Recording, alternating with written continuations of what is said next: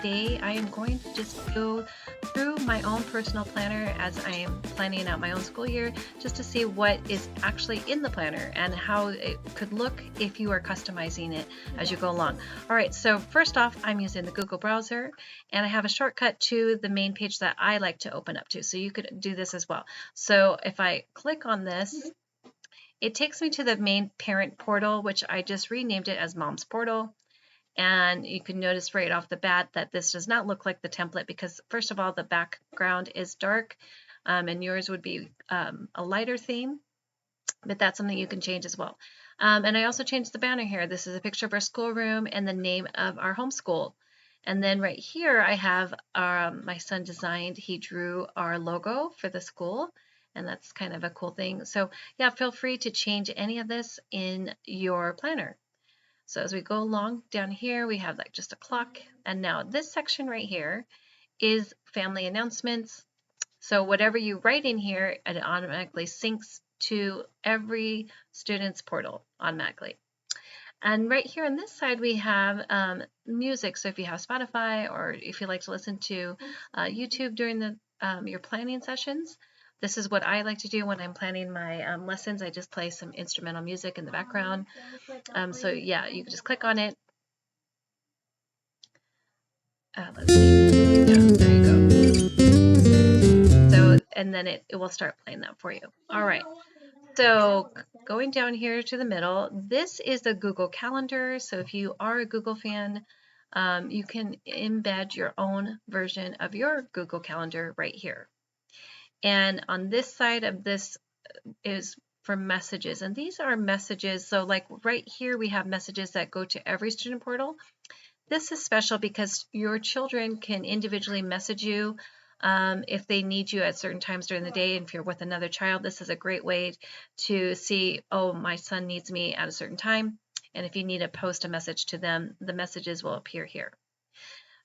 So right here, we have a side menu for all the things within the planner.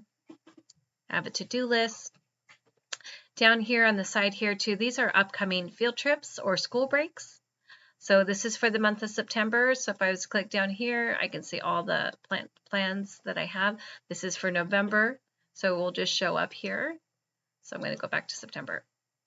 All right, this little section is for your family schedule, and the family schedule is not connected to a real calendar. It's just a routine. So if we were to open it up, I'm going to just open it up here. We can plan each of your children's schedules for their normal school year. And it will show up down here. So Monday, Tuesday, Wednesday, where are they throughout the school week? And I have not set up anything. So this is very important. If you would like to put time blocks for your children, you need to make sure that you do this ahead of everything else as far as entering courses, because if you skip this step and then you want to add it later, it won't match with your courses. So it's important that you figure it out if you're going to use the scheduler or not. All right, so I'm going to get back out of here. So we're still in the parent portal, and I'm scrolling down. Okay, so here is the attendance log if you would like to record. So I'm going to open this up, and it's very simple. You just have to click present or absent. And what happens is that it appears down here in the log. So you'll notice I had done this earlier, and it just counts it. And then this is just, if I hover over it, covers it up. But you'll notice the first student has 2 days present, this one has 1 day present, and these ones are not recorded. So let's get back out of here, and that will take care of attendance. I personally I'm actually not going to be using this, so I will delete it from my own personal planner. But if you do need, if it's required by your homeschool state, this is an option for you to use. Okay, so it does show the summary right here, basically. So down below, we have the student portals where you can have access to your child's individual learning portal. And if you need to go into their portal, this is the best way to do that. So we'll go into there and see what that looks like from their point of view. On this side, we have the calendar strictly for school breaks and events. And this will show, like, if I go here, let's go to September.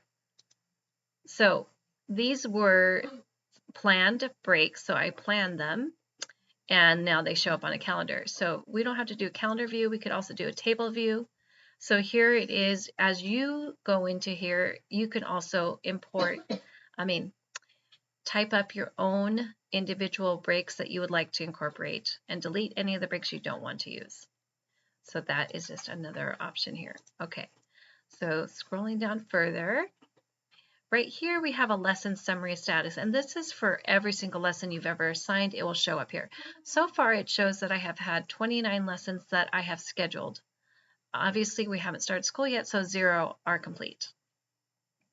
And then down below, these are where I will actually see all assignments assigned to every single student. And so this is the today's view, and these are different views of how what it would look like. So let's look right now. This is in the reschedule view. They're separated by courses. So I'm going to show you what it looks like. So right now there's some lessons here, right? And it shows the starting date is day after Labor Day. Okay, so that is a view of the reschedule view. So it basically shows a lot of lessons. I'm going to click back to today's lessons. We have none for today because it doesn't start till late August. All right. Down below here we have a menu planner, and it's a very basic one. If you click on it, it just opens up to a new menu, and you can import your own recipes or ideas for breakfast, lunch, and dinner and just put the dates there. My children really like to know what's planned, and it helps me stay focused and maintain without having to go out to buy fast food and stuff like that. So if I have a menu in place, I usually plan it for the week and then go shopping the very next day.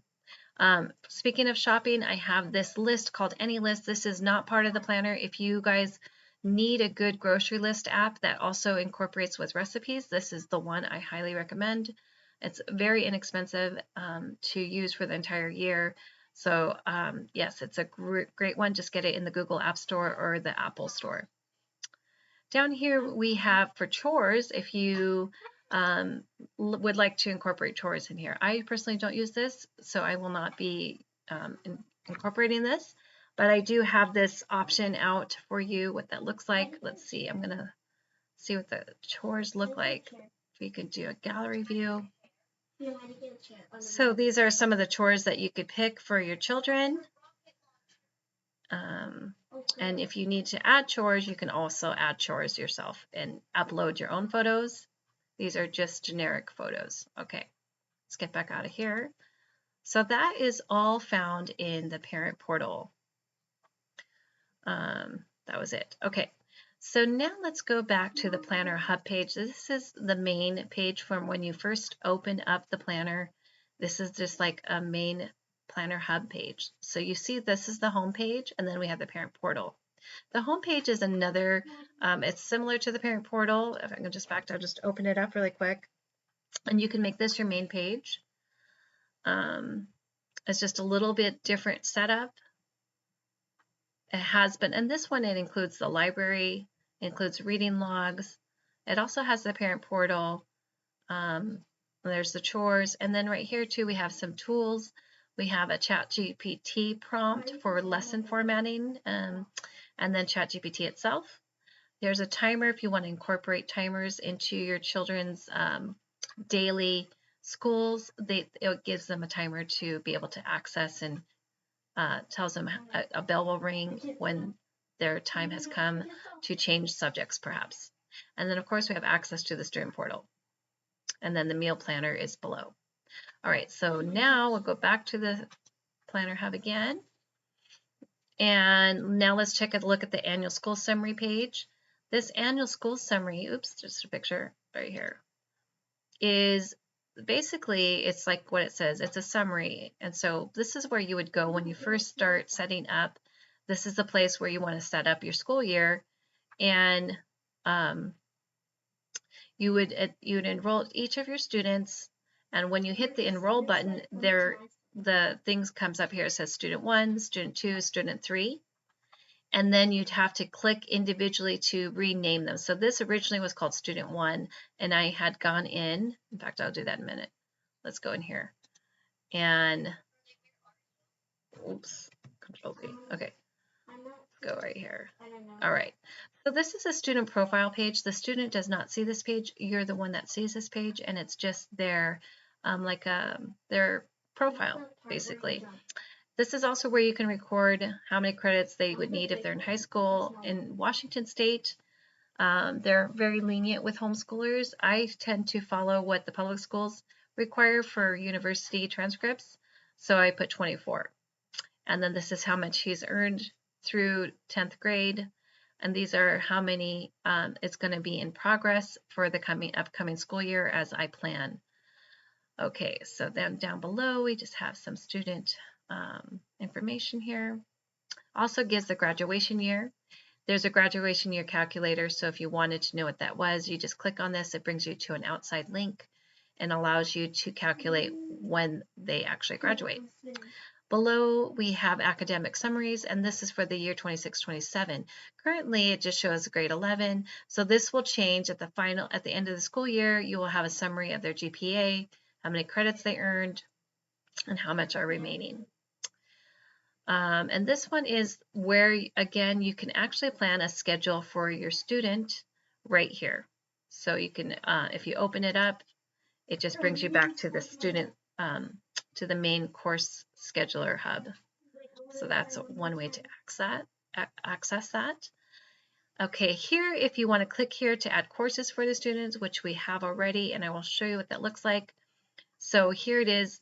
This is by semester, the view. So far I've had 3 subjects. And then there's also a gallery view. So this is a picture with what it looks like, and it gives a summary. How many lessons, how many are remaining, and if there's anything overdue. Okay, so that is the student profile. Let us now go back to the Planner Hub because I want to go through every single little section here. And now we want to go to, let's go to Curriculum Resources. Curriculum Resources, this is an optional thing, but I like it because I can actually keep a lot of lessons inside it to use with my courses. So let's look at the list of included curriculum. We have some Bible, we have English, language arts, and some of these are ones that I have included because they have lessons. So we're going to come back to that later, but this is kind of, so it's a table view. If you have to look at the gallery view, here it is again. So we just have some courses here, curriculums. And you'll notice some name brands here. But if you needed to add some new curriculums, you can just come here to the drop-down arrow. You can use some of these templates for major homeschool curriculums to kind of start you when you set up. All right. So now that we've gone through the curriculum resource, so you don't need this unless you want to track curriculum. Okay, so now let's go to courses. So in courses, this is where you set courses for each of your students, and we're going by the 26-27 school year. You'll notice I say I have 4 core classes I could add all at once. So there's a math, English, history, science. And then here I have a world language, an art, music, health, PE, technology, and then a Bible course if you want. And then there's one if you don't have a name for a course or if it's a group course. And if you come down here to if you wanted to, instead of doing 4 courses at once, the 4 core classes, you can individually choose them by doing the drop-down arrow. You don't want to hit new.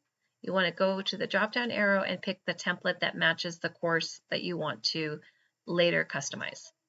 So let's look right now. I have, if I add, this is what it would look like. If I had 4 core classes, it's going to come down here.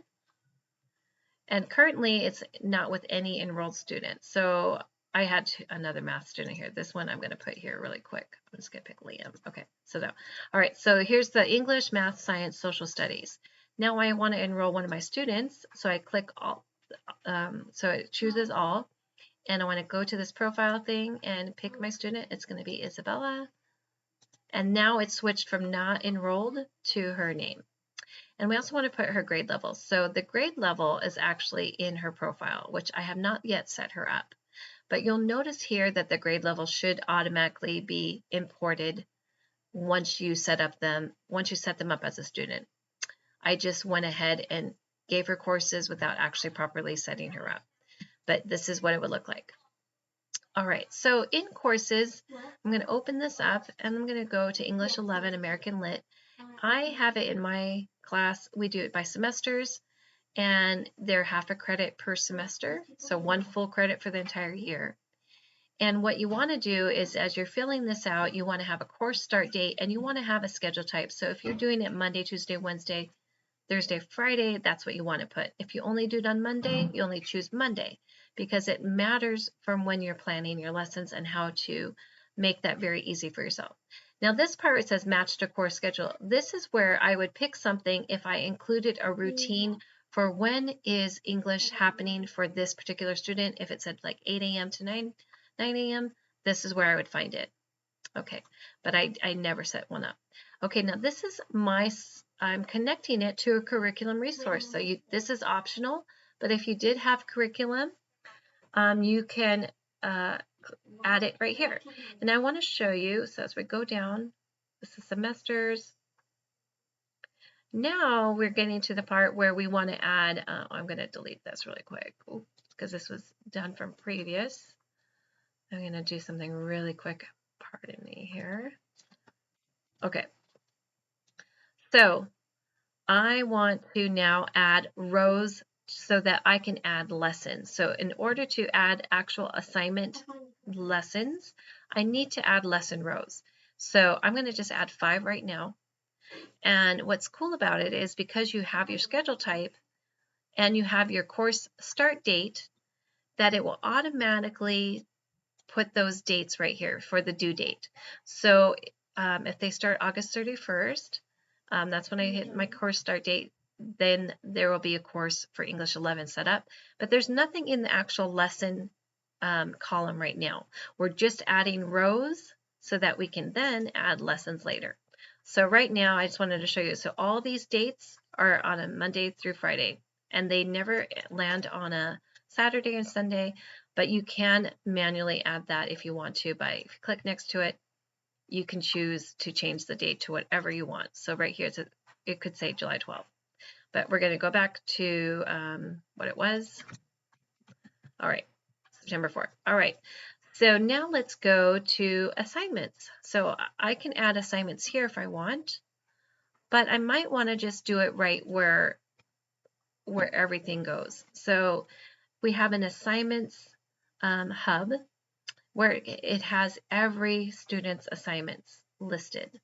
So right here, if I click this open, it will reveal the courses and then who is assigned to that and their assignments. So you can see right now I have some assignments for a chemistry course, and it's assigned to my son Joshua, and they're right here. Okay, so let's talk about adding assignments. What does that look like? So I'm going to add assignments to his English 11 course. So right here, there's nothing here. I'm in this viewpoint of add assignments. So I would like to add preset lessons, and I can do it really fast. If I click on here, it's going to open up.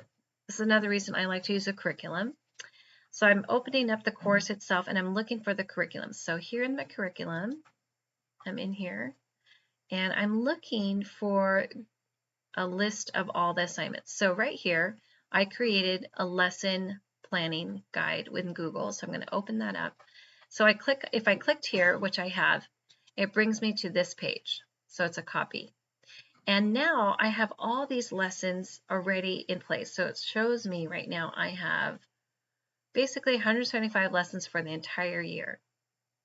So I'm going to go ahead and just select 5 of those lessons because that's how much lesson rows I have completed, and hit Control C. And I'm going to come back here, close this out, and I'm going to come to my English 11. I'm going to come right here, click out. The blue lets me know it's good. Hit Control V, and all my assignments are now easily pasted into the the planner. Okay, so while we are in assignments, let's see what else we could do here. So also within assignments, we can add the scores and the grades. So you would add a score here and it's in percent. So if I did like an 80%, it will give me the letter grade right here. So it shows a B minus. If I went here, it shows A. So this automatically will show the actual letter grade. Okay, now here, if these would show up if they were past due. So what does that look like? Let's just say if I'm adding assignments and I change this to today's, if it was the 14th. Okay, so this is a past due now because we are actually on July 16th. I go here, now it shows up. So there is the way that that's how it looks for past due. All right, let's go back here. I'm just going to clear this out. Cleared the date. Okay, so now it reverted back. And if I hit past due, it's no longer there. This is the view for if I want to reschedule my lessons. Say I did not want to do it on September 1st. I skipped it. So I want to make sure I do the lesson and I just hit the number 1 in this column called Shift Lessons, and it moves the lesson 1 school day ahead. And if your school days are only Monday and Tuesday, it will go to those exact days. So if you have another Monday, it will skip to the next Monday. And the way that you do it for the rest is you just scroll down and it bumps every lesson going forward. Now I recommend that you watch the video on how to reschedule so that you don't have to keep adding ones, because obviously I plan usually 1 month at a time, but you don't want to have to always be just scrolling down and adding ones. So just be sure to watch that video if you happen to want to avoid having to do that. All right, so that takes care of adding lessons. Okay, I want to show you too, though. I'm going to go ahead and make this today's date because I want to show you what it looks like in the student portal. So now we're going to head over to the student portal. I'm at the home page, and in the student portal, we'll see what it looks like. We're going to go to him. And this is what your child will see. This is the only thing they see from for themselves is their portal. And the way, I'm just going to come back here really quick. On their desktop, they will see their own portal entry right here. So instead of mom's planner, we would just put your son's planner. And it's all built under your own Notion account. You would have to log in to your Notion account on their computer. And then once you're logged in, it will automatically go there all the time. Okay, so let's go back to Josh's portal. All right, so this is what a portal looks like. He customizes it for himself. He can choose his own music. He gets a view of the family calendar. And then this is for the upcoming field trips. Now here is a message that he had posted to me, and it will show up on my page once I have a message. So if he needed me, that's where he would send me a message here. Okay, here is where he would see if there was a daily schedule. He would open this up to show his own daily routine. However, I have not done anything like that for him at this time. And then, like I said, here is the view for today's assignments. So this is where your child will see all their assignments listed for the day. And if they had a time block, it would show up here. So I don't have any time blocks. I usually let my children decide which subject they want to start with, because sometimes they wake up and they think, okay, I'll just do math first and get that done with. So I don't usually do the time. So this is just one example of what today's lessons look like. And they have the ability to see their week's lessons. So it shows a week. It also shows, let's see, weekly calendar views. So if they have a calendar, I never use the calendar view unless it shows school breaks. So let's go back to today's lessons. Okay, here is a nice thing. If you do a lot of, the older kids in my schooling have a lot of online courses. I usually teach a lot of the younger ones main face-to-face, but with my children, we do combined of both me teaching them and them watching some instructional outside sources. So these are direct online links to all of their online courses. And then here is a view. They get a view of their summary of their courses. If there's any lessons planned, this gives them a summary. And then let's see, they have a reading log. So the reading log's kind of a cool thing. First of all, they'd have to have a library. Let's see, there's nothing in their library right now. So we could choose to put something in their library. Let's see, let's just go to the library right now that we're here. So that's the student portal. And in the library, I'm going to go right here. Let's see. This is not the library. Here is the library. So you can add your own library books. You can delete all of mine. This is just samples of what it would look like when you add your own books. And I can assign a book. So let's just say I'm going to assign this play. And I want it to go to my son's portal. I'm going to pick Josh. And now let's go back to his portal and see what that looks like. So back to student portals. Excuse me. Okay. Now let's go back down here in his library. You should see his books here. Okay, so if it's not showing up, you have to come here and you just go to the settings. Settings right here and the filter. And we want, instead of student profile, I'm going to put, let's see, contains student portal. I'm going to delete this one because I did it by the portal. Delete filter.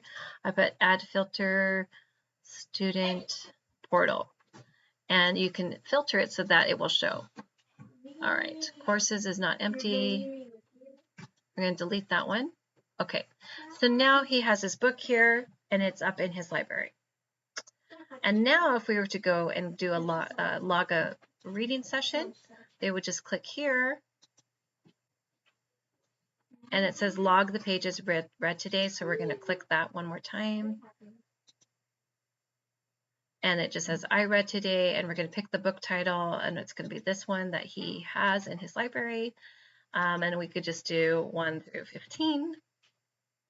And then once you put that in there, you want to click out of the page, out of this little thing.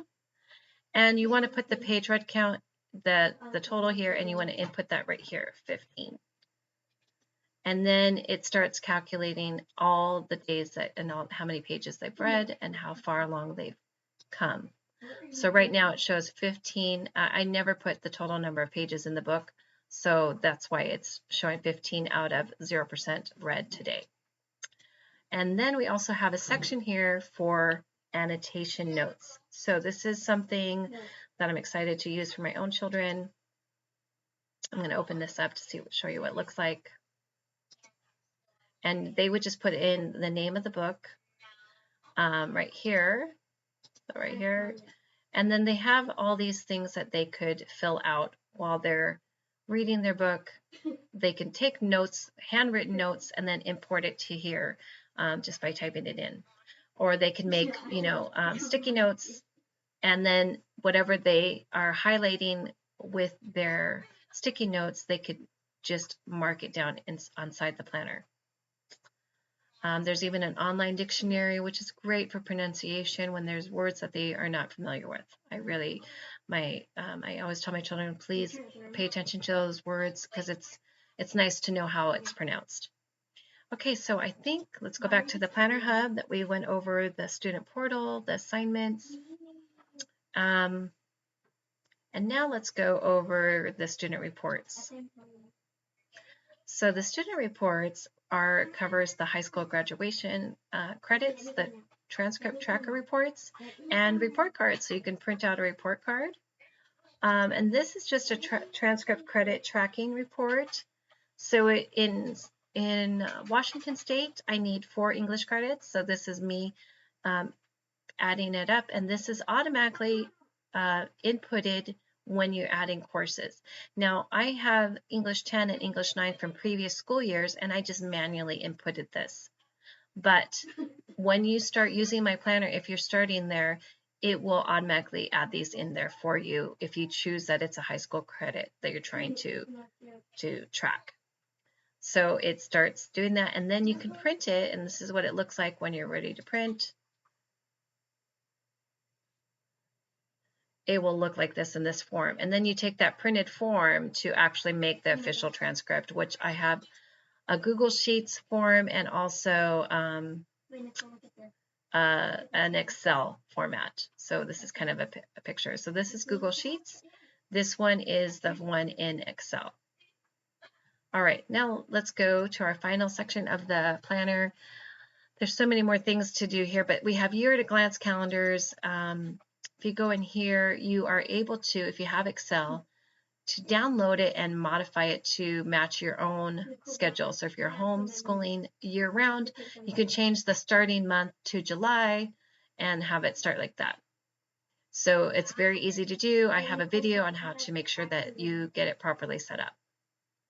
There's the year-at-a-glance. Okay, and then also in the database directory, you have, let's see, recommended high school courses.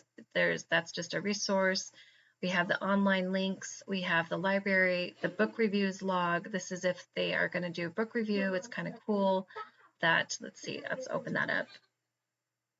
What the template looks like. We can open this. And they will just list their book review right here, the title, and then they fill out this little format here. They give it a rating. And if they want to write anything out, they can just toggle these down and give summaries, the pages, the main character, the setting about the author, and if they recommend it. Okay, so let's go back. We did the book reviews. And let's see, what else do we have? And if you want to track hours, you can track hours. It's just to watch that video, but there's a report at the end of the year that you can actually print out, and it will show. So if you need to have a report for that, you can just print it out. It's printable, like right here. Well, I'm just going to show you here. Yeah, it'll just do an hours logged report. Okay, so let's see. I think that covers basically the majority of what the planner is capable of doing. And you can just, there's so many things that you can do to customize it for just your family, which is nice. So don't feel like you need to do every single thing. Like there's meal planning and chore planning, but I only use not even every single thing that's in this planner. But feel free to just customize it with your own photos, your own music, and to make it your own. Thank you so much for watching, and just ask me for any questions coming to Maria@thesavvyhomeschooler.com, and I will be happy to answer those questions for you.